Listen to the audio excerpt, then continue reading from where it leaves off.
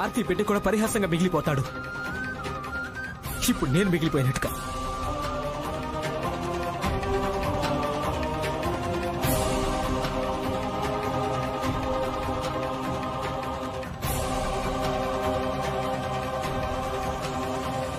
అందుకే ఎక్కడి నుంచైనా ఏదైనా వార్త తెలిసినప్పుడు నాలాగే ఇంకో బిడ్డ పుట్టబోతున్నాడని నేను అక్కడికి వెళ్ళి చెప్తాను. తన తల్లికి ఏం చెప్తానంటే, ఎంత కష్టమైతే మీకు ఈ బిడ్డను చంపడంలో కలుగుతుందో అంతకంటే ఎక్కువ కష్టం ఆ బిడ్డకు బతకడంలో కలుగుతుందని నాకు కలుగుతున్నట్టుగా.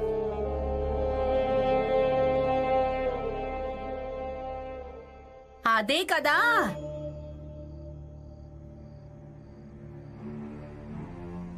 అదే కదా నేను చెప్తున్నాను. కానీ ఒక్కరైనా అర్థం చేసుకుంటేనే కదా.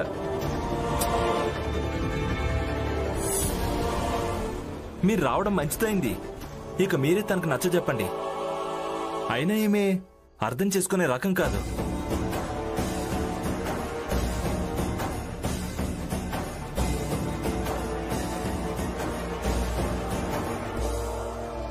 ఎవరికి నచ్చ చెప్పాల్సిన అవసరం లేదు. మేమందరం కలిసి ఆర్తి బిడ్డను పెంచగలం. కలిసా బిడ్డను పెంచుతారా? మీరు పెంచుతారు, కానీ జీవితాన్ని ఎక్కడి నుంచి ఇస్తారు?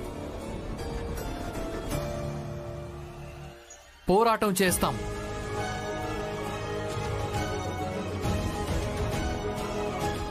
ఆర్తి గారి బిడ్డ బతకడం కోసం పోరాటం చేస్తాం. సరిగ్గా ఎలా అంటే మా చిన్న జాతి వాళ్ళు బతకడం కోసం పోరాటం చేసినట్లుగా. జాత? మేము అసలు ఏ జాతికి చెందిన వాళ్ళం కాదు. ఇక పెద్ద జాతి ఏంటి, చిన్న జాతి ఏంటి? మీ దగ్గరంటే పేరుంది, పేరుతో పాటు పోరాటం చేయడానికి నేల కూడా ఉంది. కానీ మా పేరే అక్రమ సంతానం.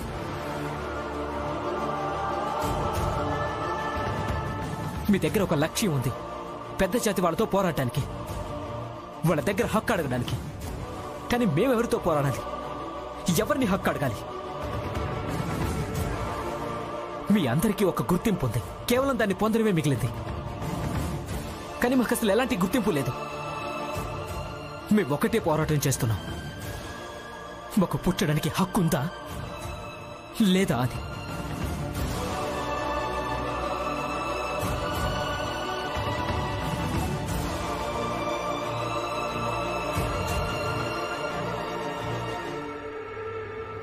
నేను బిడ్డనైతే కనే తీరుతాను.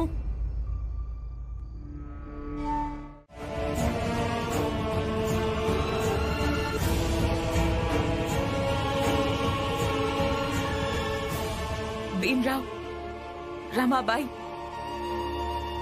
అక్క, అలాగే మీరందరూ మనమంతా ఈ పోరాటంలో ఓడిపోలేదు. కేవలం పూర్తిగా గెలవలేకపోయావంతే. ఒకవేళ మీరందరూ లేకపోయి ఉంటే అప్పుడు బహుశా నా బిడ్డ కడుపులోనే చనిపోయేవాళ్ళు.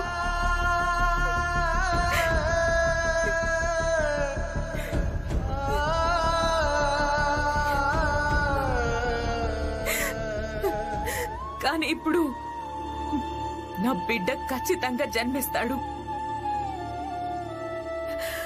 ఇక అదే మనందరి గెలుపు.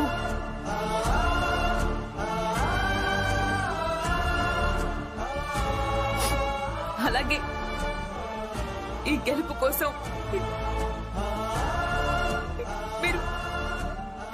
మీ అందరికీ ధన్యవాదాలు.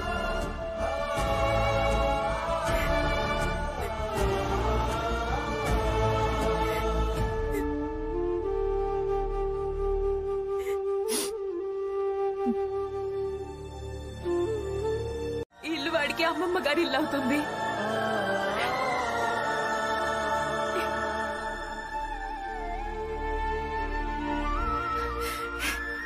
అంతే. ఇంక నేను బయలుదేరుతాను. మళ్ళీ ఎప్పుడైనా వస్తాను.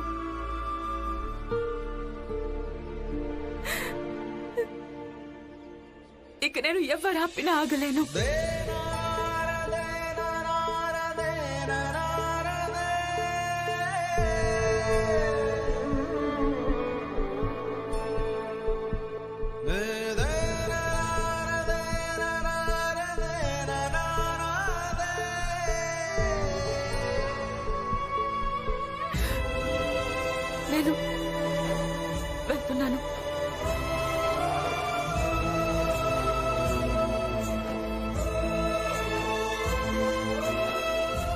ఆర్తి ఆర్తి ఆగు ఆర్తి ఆర్తి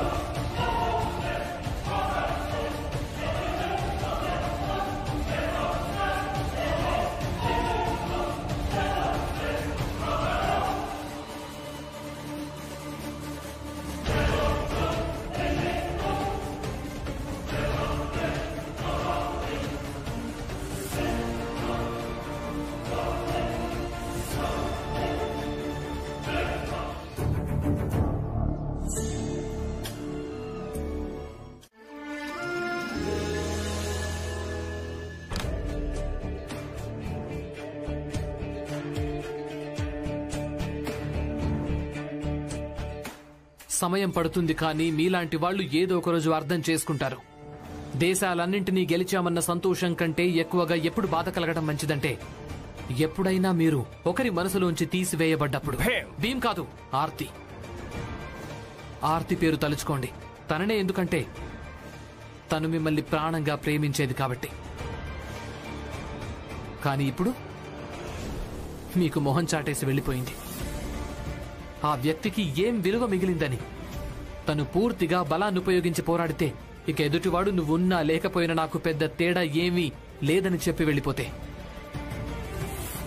ఏ రోజైతే ఈ దేశంలోని పిడికెడంత జనాలైనా కూడా తుఫాన్తో పోరాడాలన్న ధైర్యం చేస్తారో ఆ రోజు మీలాంటి తుఫాన్ నుంచి తప్పించుకోవాలని నేర్పించే వాళ్ళందరూ, పాలకులందరూ కూడా మా ఈ దేశాన్ని వదిలేసి వెళ్లిపోవాల్సి వస్తుంది.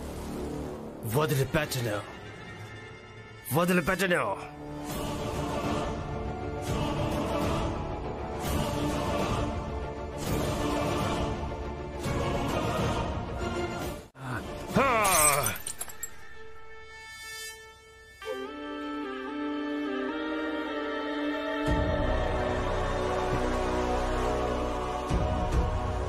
బేడా వెళ్ళిపోండి, మీరందరూ వెళ్ళిపోండి. నాకు ఒంటరిగా ఉండాలనుంది.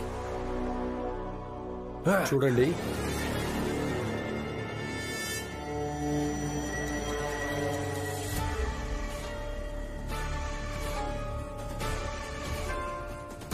నాకు కొంచెం ఆరోగ్యం బాగోలేదు. ఇప్పుడు నయమైంది, అందుకే మీ దగ్గరికి వచ్చాను. అంటే ఏదో పెద్ద కారణమే ఉంటుంది కదా. నా అనుభవంలో నేనేం నేర్చుకున్నానంటే, ఆ భీమ్రావ్ ఓడిపోతూ ఓడిపోతూ ఎప్పుడూ గెలుస్తూ ఉంటాడు. ఎందుకో తెలీదు. ఈ నరోత్తం ఇతను తనకున్న ఒక్కగానొక్క చెల్లిని పోగొట్టుకున్నాడు ఆ భీమ్రావ్ కారణంగా. ఇప్పుడు మీ కూతురు నిర్మలకు తోడుగా మేమందరం నిలబడతాం.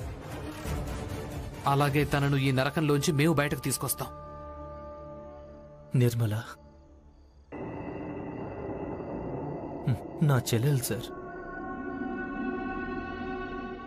ఆ భీమ్రావ్ నా చెల్లెల్ని రెచ్చగొట్టాడిక. ఇక ఈరోజు వాడి కారణంగానే తనకి ఇప్పుడు మా మధ్యలో లేదు సార్.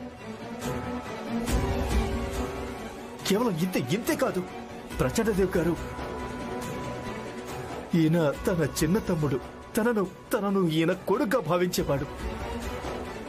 ఆ భీమ్రావ్ కారణంగా ఈయన కూడా తమ్ముని పోగొట్టుకున్నాడు.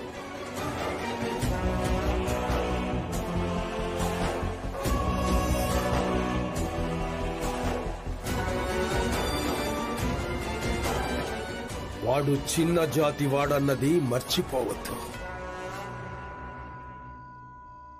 ఆ భీమ్రావ్ కారణంగా మేము చాలా పోగొట్టుకున్నాం సార్. నేను కూడా పోగొట్టుకున్నాను భీమ్రావ్ కారణంగా. ఆంగ్లేయ ఆఫీసర్ని అయ్యింది కూడా నేను స్టేషన్లో రాత్రంతా ఉండాల్సి వచ్చింది. అంతేకాదు వాడు నన్ను అనరాని మాటలు అన్నాడు. ఆయన నేనేమి చేయలేకపోయాను. అంతేకాదు నా ప్రమోషన్ కూడా ఆగిపోయింది. అందుకే కదా సాహెబ్ గారు, సమస్యకు ఒక పరిష్కారాన్ని వెతకాలి, కానీ శాంతంగా. దీనికేమైంది? నీళ్ళెందుకు రావడం లేదు? అరే, దీనికి ఏమైంది?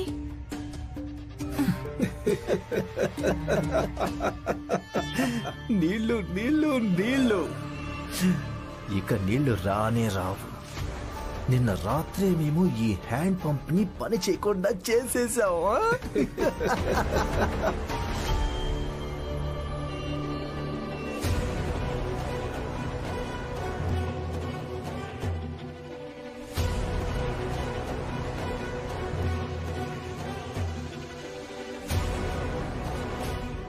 పద, నరోత్తం గారికి అలాగే ప్రచండ దేవ్ గారికి విషయం చెప్దాం. త్వరగా వెళ్ళి చెప్పాలి.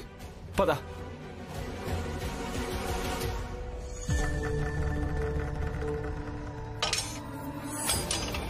చూస్తుంటే డేవిడ్ వేసిన ఎత్తు సఫలమైందనిపిస్తుంది.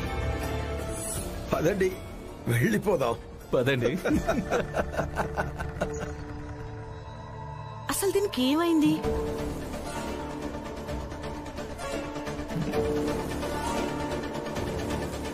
పులియాక్క, చూడండి, దీంట్లోంచి నీళ్లు రావట్లేదు.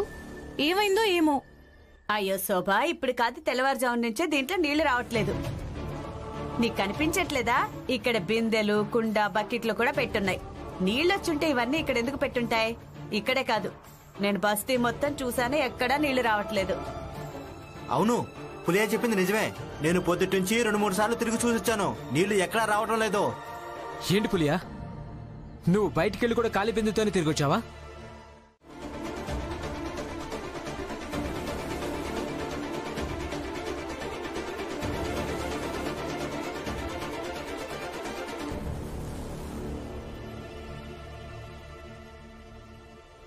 అంతా వినండి, వినండి. ఏమైంది హితేష్ అన్న? ఆగాదు హితేష్ అన్న, ఏమైంది? మన జాదబావిలో చనిపోయిన కుక్క కనిపించింది.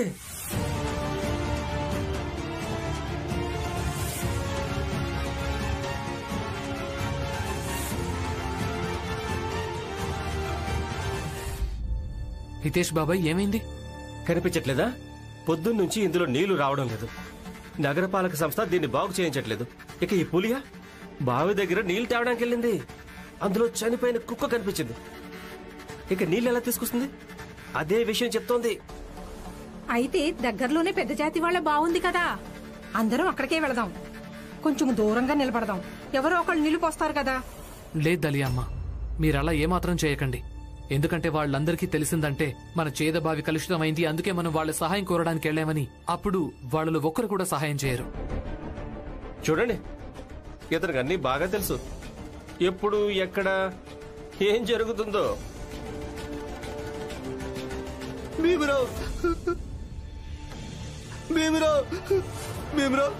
అయ్యో, మీరు నేను ఇంకా నందు నీళ్ల కోసం పక్కనున్న బావి దగ్గరికి వెళ్ళాం. అక్కడున్న పెద్ద జాతి వాళ్ళు మమ్మల్ని బాగా కొట్టారు.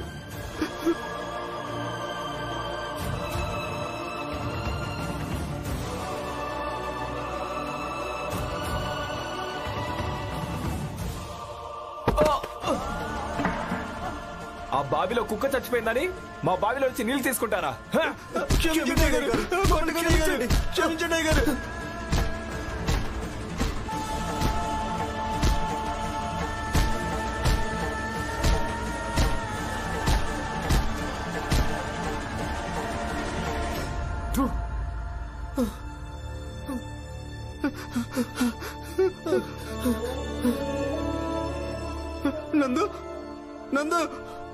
నందు స్పృహ తప్పి పడిపోయాడు.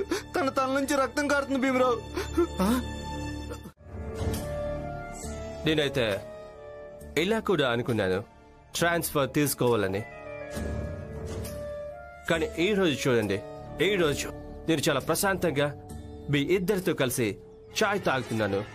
డేవిడ్ సార్, మన రాత్రి కష్టంగా గడిచింది, కానీ వాళ్ళందరికీ ఈరోజు మొత్తం కష్టంగా గడుస్తుంది.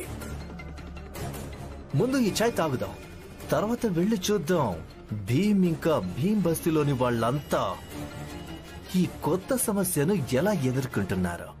భీమరావుని నేను తేలిగ్గా తీసుకొని తప్పు చేశాను. ఇప్పుడు తనకు నా స్థామతను, అలాగే నా అధికారంలో, అలాగే ఈ సిస్టమ్ మొత్తంలో తలదూర్చినందుకు సరైన గుండెపాటు నేర్పిస్తాను.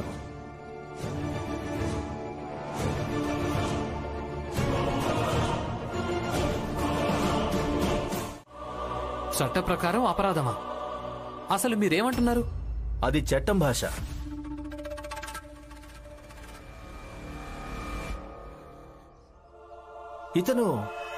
ఇతను చట్టం భాష మాట్లాడుతున్నాడు.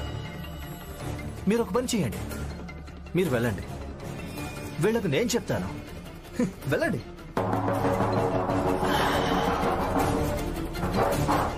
ఏంటి బింద్రా? అంటే ఇప్పుడు నువ్వు చట్టాన్ని ప్రశ్నిస్తావా?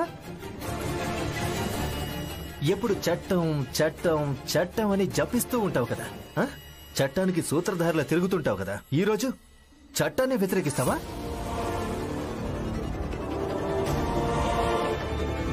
హితేష్, చెప్పండి బాబు గారు.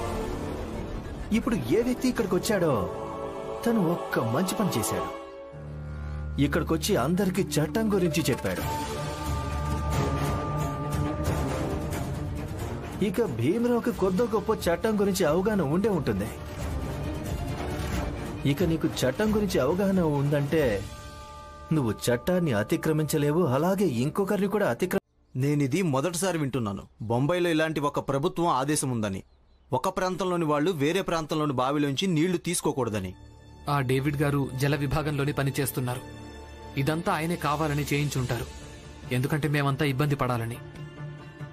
ఇప్పుడు ఇక ముందేం చేయాలో నాకేమీ అర్థం కావటం లేదు.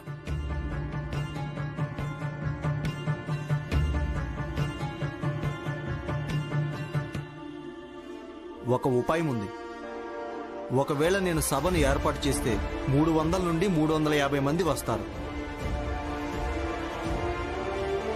వాళ్ళని తీసుకుని మహానగర పాలక సంస్థ కార్యాలయం ముందు ఆందోళన చేస్తే బహుశా ఏదైనా పరిష్కారం దొరకచ్చు.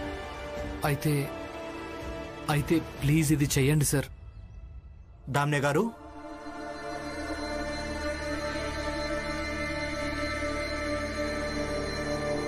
ఆంగ్లేయ ప్రభుత్వం మీకోసం ఒక నోటీస్ పంపించింది.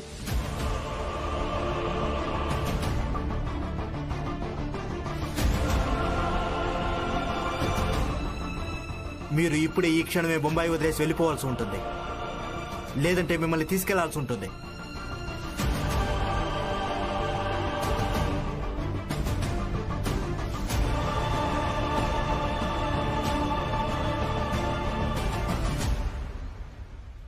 ఇక మీ ఈ ఆంగ్లేయ ప్రభుత్వం ఎలా ఎందుకు చేయాలనుకుంటుంది? ప్రభుత్వ నమ్మకం ఏంటంటే మీరు ఇక్కడ ఉండటం వల్ల వాతావరణం పాడైపోతుందని. అలాగే కొందరు ఉగ్రవాదులు ఇక్కడ శాంతికి భంగం కలిగిస్తారని. సరే పదండి, ఎక్కడ ఉంచుతారు? నేను మీతో రావడానికి సిద్ధంగా ఉన్నాను. వద్దు దామ్నే గారు, మీరు ఈయన వెంట వెళ్ళటం సరైంది కాదు. మీరు మా సంఘంలోని వ్యక్తులతో పాటు, మా జాతి వ్యక్తులతో పాటు బయట ఉండడం చాలా అవసరం అవుతుంది. మీరు పనిచేయండి, మీరు పూణేకు వెళ్ళిపోండి. ఇక్కడేమున్నా అది నేను చూసుకుంటాను. భీమరావు, అలా అయితే ఈ పోరాటం ఇంకా కష్టమవుతుంది. నీరు దినచర్యలో ఒక భాగం, జీవితం. అది లేకుండా ఎలా ఉంటారు? నేనేదో ఒకటి చేసుకుంటాను. ఇక మీరు పూణేకు వెళ్ళిపోండి. అయినా ఒకవేళ అంతగా అవసరమైతే పూణేకొచ్చి మిమ్మల్ని సహాయం కోరుతాను.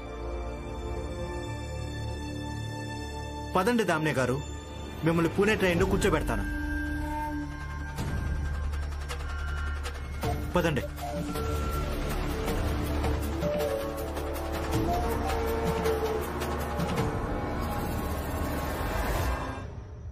రండి.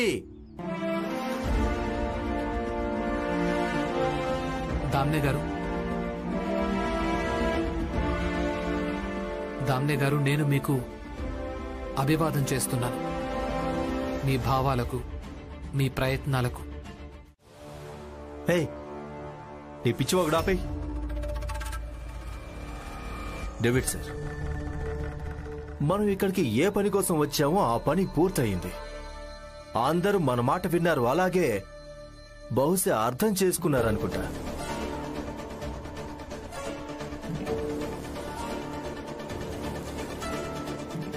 ఇక వెళ్దాం పదండి.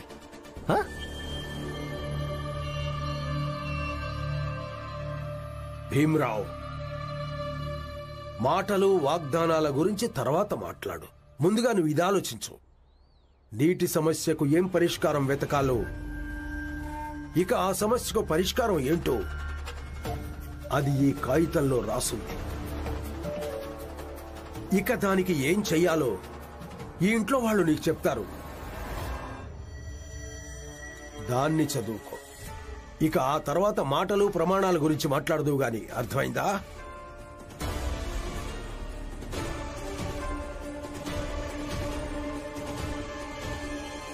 దీన్ని జాగ్రత్తగా ఫిల్ చేసి తీసుకొచ్చావు, జాబ్ దొరుకుతుంది.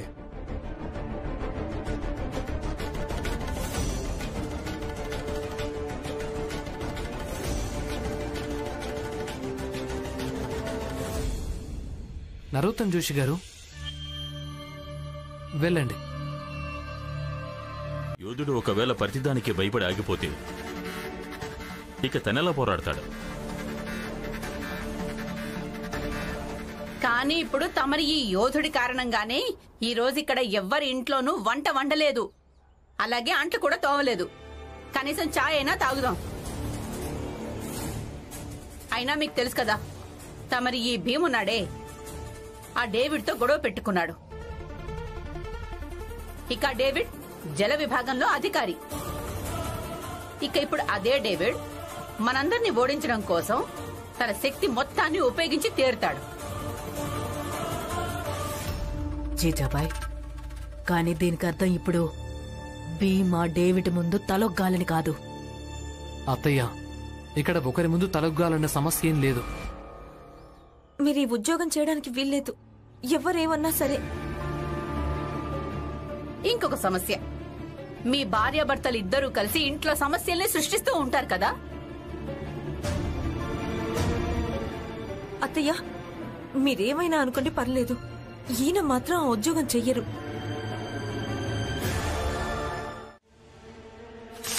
రమా, అసలు నువ్వేం చేస్తున్నావు?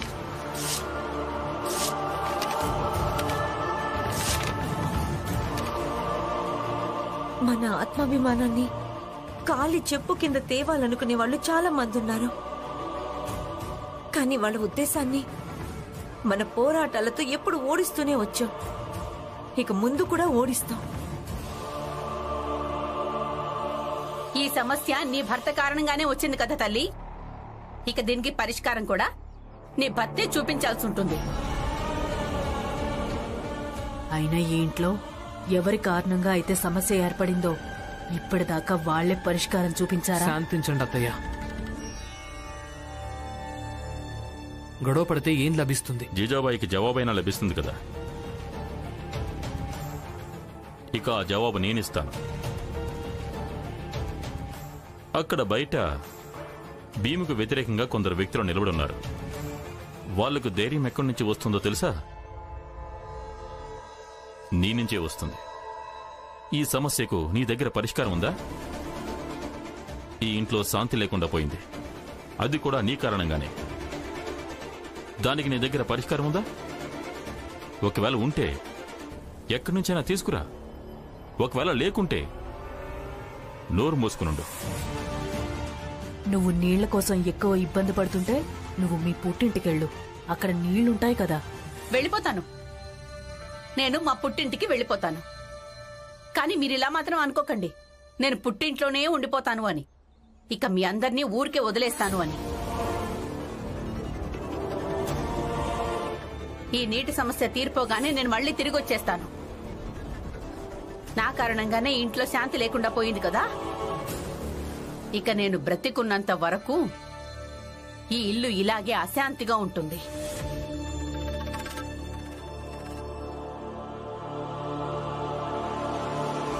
ఇక్కడి నుంచి వెళ్ళు, నీళ్లు తాగు, భోజనం చేయి. ఏం చేస్తావో చేసుకో, నాకు పెద్దగా తేడా ఏముండదు. నేను ఏం చెయ్యాలో ఏం చేయకూడదో మీరు నాకేమీ నేర్పించక్కర్లేదు.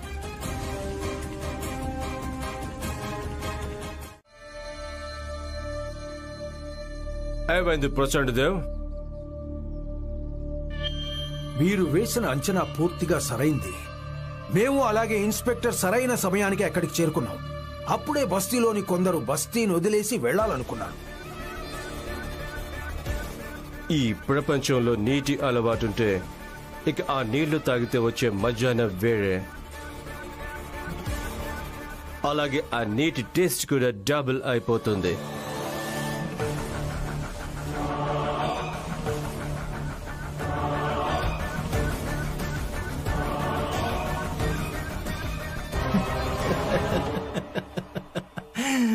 అది నిజమే ప్రచండదేవ్ గారు. డేవిడ్ సార్, ఈ రోజు నాకు విషయం గుర్తొచ్చింది. నాకు తరగతిలో మా గురువు గారు ఏం చెప్పేవాళ్ళంటే ఈ బ్రహ్మాండం, యూనివర్స్ నిప్పు ఇంకా నీటితో తయారైందని. కానీ మాకు ఎప్పుడు అర్థం కాలేదు. అయిందా?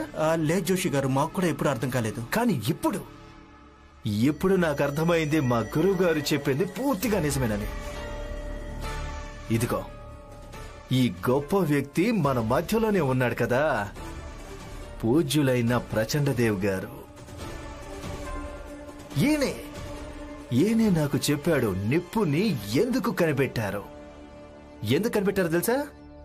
ఎందుకంటే చిన్న జాతి బస్తీకి నిప్పు పెట్టి వాళ్ళను కాల్చి బూడిద చేయడానికి. ఈయన స్వయంగా వెళ్లి చిన్న జాతి వాళ్ళు ఉండే బస్తీకి నిప్పు పెట్టారు. ఇక ఇప్పుడు మీరు మాకు నీటి ఉపయోగాన్ని నేర్పించారు. నీటికి సరైన ఉపయోగం ఏంటంటే చిన్న జాతి వాళ్ళుండే బస్తీకి నీటి సరఫరా ఆపేయడం. ఎందుకంటే వాళ్ళంతా దాహంతో ఉండాలని, అలాగే దాహంతో ఉండి చనిపోవాలని. నిప్పు ఇంకా నీటితోనే పుట్టారు, అలాగే నిప్పు ఇంకా నీటి కారణంగానే చస్తారు.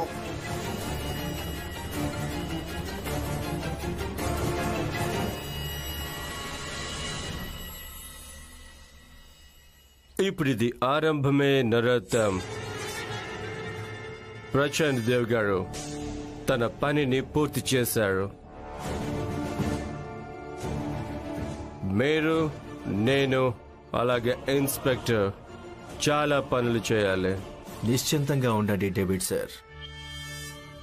ఆ చిన్న జాతి భీమ్రావుకు వాడి స్తోమతేంటో చూపించడం కోసం ఏం చేయాల్సి వచ్చినా కూడా ఈ నరోత్తం జోషి చేస్తాడు.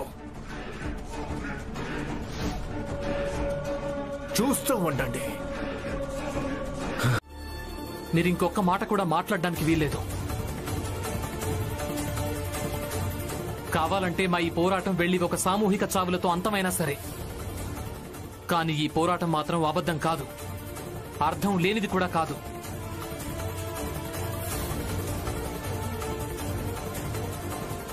ఇలా చూడండి, భవిష్యత్తులో ఇలాంటి పోరాటాలతో అవసరం వస్తూనే ఉంటుంది. ఈ పోరాటం సామూహిక చావులతో ఎందుకు అంతమైపోతుంది? వీళ్ళందరిలో ఎవరూ లేరు. కేవలం మీ అత్తయ్య ఉంది. తనే చూసింది. నువ్వు పుట్టినప్పుడు వర్షం ఆగిపోయింది, ఆకాశం నిర్మలంగా మారింది.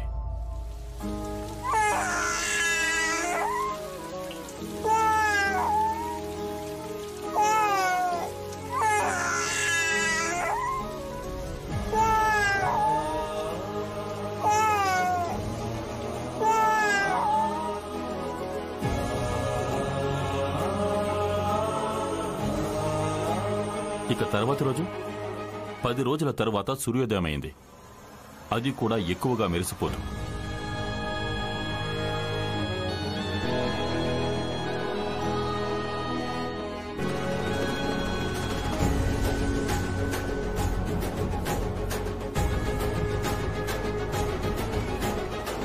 అందుకే బాబు, నువ్వు అస్తమించడం కోసం ఉదయించలేదు. ఈ పోరాటమైతే ఇప్పుడే మొదలైంది. మున్ముందు ఈ పోరాటం ఇంకా కష్టమైపోతుంది. అయినా నువ్వు ఓడిపోకూడదు. పోరాడాలి, సంఘర్షణను అనుభవించాలి, గెలవాలి.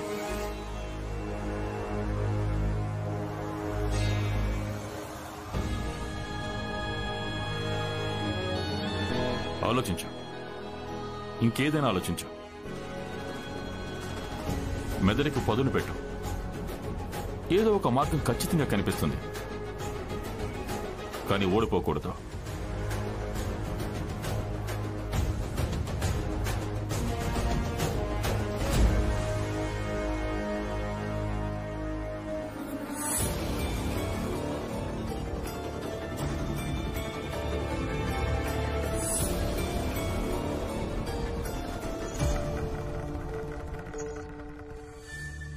రామ్జీ,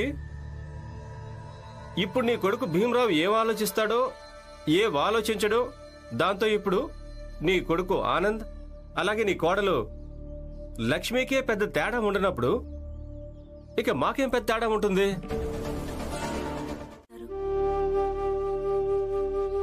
ఏంటి? నాకేం అర్థం కాలేదు. ఒక వ్యక్తి తన వర్తమానంలో ఎలా ఉన్నాడో తన మీద ఎంతో మంది ప్రభావం పడుతూ ఉంటుంది. అంబేద్కర్ గురువు గారు ఏం చెప్తారో, మావయ్య ఏం చెప్తారో, లాయర్ గారు, కేలీష్కర్ గురువు గారు, అలాగే మీ స్కూలు గంట కొట్టే బాబాయి, మీ మీద అందరి మాటల ప్రభావం ఉంది. అలాగే అందరూ చెప్పిన ఆ మాటలు మీకెక్కడో ఒక చోట పనికొస్తూ ఉంటాయి. అవునా? నువ్వు చెప్పింది నిజమే రమా. అందుకే నేనొక మాట ఎప్పుడూ చెప్తూ ఉంటాను. వ్యక్తి కంటే ఎక్కువగా ఆ వ్యక్తికుండే భావాలే గొప్ప అవుతాయని.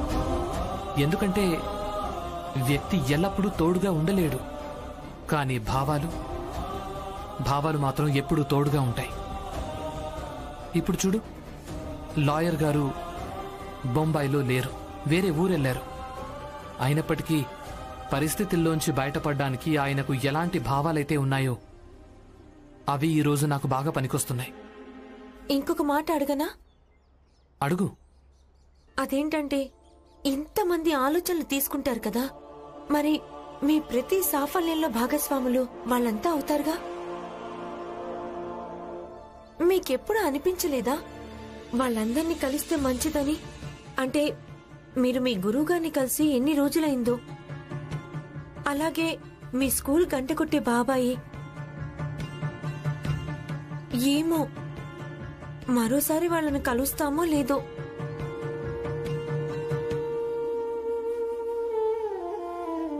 చెప్పండి, మనసులో కుతూహలంగా ఉందా? నేను కూడా కలవాలనుకుంటున్నాను రమా. కానీ ఒకటి, ఇది అంత ముఖ్యమేమీ కాదు. ఏ వ్యక్తి మీద మీ మనసులో కృతజ్ఞత అయితే ఉంటుందో తనను మీరు కలిసి ప్రతిసారి అది చెప్పాలని. కానీ ఇది చాలా ముఖ్యం. ఎందుకంటే ఆ వ్యక్తిని కాకుండా మిగతా వాళ్లకు, ప్రపంచానికి ఎప్పుడు అవకాశం వచ్చినా కూడా అప్పుడు మనం ఈ మాటను చెప్తూనే ఉండాలి. ఆ తర్వాత వాళ్ళందరూ మనం ఎవరినైతే కలవలేకపోతున్నామో వాళ్ళు కూడా ఇదే ప్రపంచంలో ఉంటారు కదా. అంటే మన ఈ మాట ఎక్కడో అక్కడి నుంచి వాళ్ళ దాకా చేరుతుంది. ఇక ఇదే విధంగా మనం వాళ్లను మన సాఫల్యంలో భాగస్వాముల్ని చేయగలుగుతాం. ఏమైంది? మీ దగ్గర నేర్చుకోవడానికి చాలా ఉంది. నా దగ్గర కాదు,